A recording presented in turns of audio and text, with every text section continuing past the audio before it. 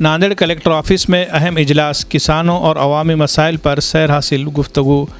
नांदेड़ में सैलाब मुतासरीन की इमदाद, शक्तिपीठ हाईवे के लिए अराजियात के हुसूल से जुड़े मसाइल के हल के सिलसिले में ज़िला कलेक्टर से गुफ्तगू करने के लिए रुकने राज्यसभा और बीजेपी के सरकर्दा लीडर अशोक चौहान ने एक अहम मीटिंग का इनेकाद किया।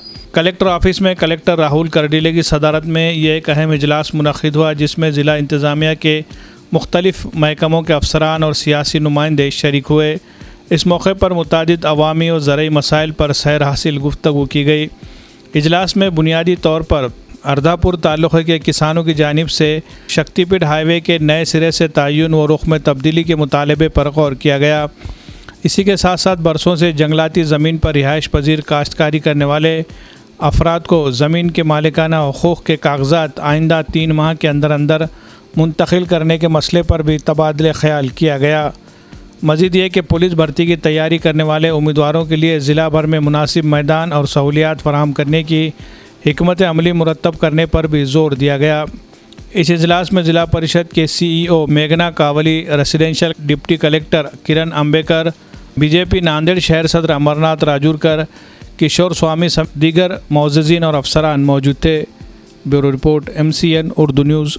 हिंदी में बताइए, आज जो मीटिंग ली गई वो किस विषय पर? नांदेड़ ज़िले में जो बारिश हुई है उससे जो नुकसान हुआ है वो डैमेज एक नैसर्गिक आपत्ति है। उसको हम उसकी जो तीव्रता है, उसका जो डैमेज का जो प्रमाण है, उसको हम कम कैसे कर सकते हैं, उसके ऊपर चर्चा हुई है।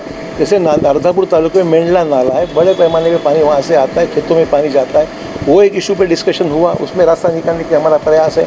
डिसिल्टिंग है, नदी का जो पात्र है उसको डीप करना, ये भी इशू है। ऐसे कई इश्यूज़ है जिसको हैंडल करने की बातें हुई है। आदिवासी लोग, शेड्यूल कास्ट के लोग जो फॉरेस्ट लैंड पे बसे हुए, उनका कुछ इशू है, उसको देने के बारे में GR है गवर्नमेंट का, वो GR के अनुसार क्या रास्ता निकल सकता है, उसके बारे में हमारा चर्चा हुई है। ऐसे कई इशूज़ है, उसके ऊपर सार्वजनिक जो काम है उसके ऊपर चर्चा हुई है। सर, बाढ़ से बहुत ज़्यादा नुकसान हुए थे, जिले में हुए थे, शहर में हुए थे, और पिछले साल के जो बाढ़ से नुकसान ग्रस्त थे उनको अभी तक राशि नहीं मिली है। ऐसे देखिए, ऐसा है, जहाँ नुकसान हुआ है पैसे मिले हैं।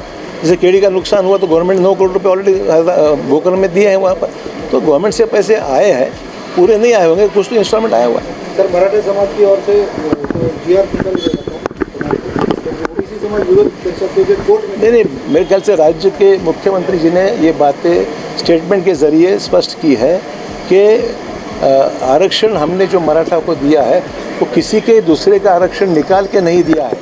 मराठा का आरक्षण अलग है, OBC का इशू अलग है।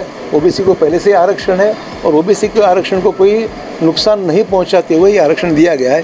राज्य के मुख्यमंत्री ने स्पष्ट किया है।